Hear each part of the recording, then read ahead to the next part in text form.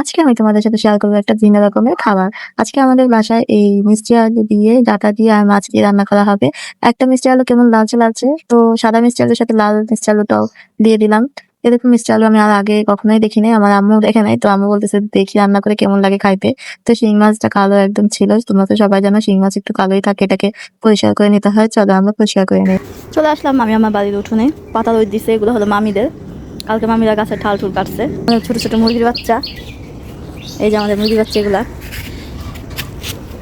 এই তো এটাতে আমরা মাছ পরিষ্কার করি, মাছটা ফালাবো তোমাদের সামনে। আমি কোনো ভিডিও কাট করতেছি না। এই দেখছো পরিষ্কার, দেখছো?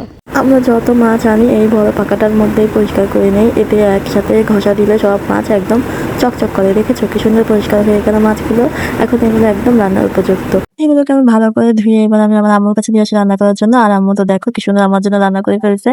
এখানে আমি পাতে আগেই মাছটা নিলাম, ওই শিং মাছটাকে টুকরো টুকরো করে নিয়েছে। তো সবজিতেও তো ভিটামিন আছে, আর শিং মাছে তো প্রচন্ড রক্ত হয়। এই গরমের মধ্যে আমার একটু ঝোল ঝোল তরকারি ভালো লাগে। সব মিলিয়ে তরকারিটা অনেক মজা হয়েছিল। তো আমাদের বাড়ির উঠোনে লাগানো ছিল যে ডাঁটা, সেই ডাঁটাগুলো দিয়ে রান্না করেছি, দেখো কি সফট। আর যে লাল মিষ্টি আলু প্রথম রান্না করেছি, এটা একদমই মিষ্টি কুমড়োর মতো খেতে লাগতেছে। আজকে এই ছোট্ট ব্লগটা আমি এখানেই শেষ করতেছি। আর তোমরা কে কি দিয়ে ভাত খেলে আমাকে কমেন্টে নিশ্চয়ই জানাবে, আর আমাকে সাবস্ক্রাইব করতে ভুলো না কিন্তু।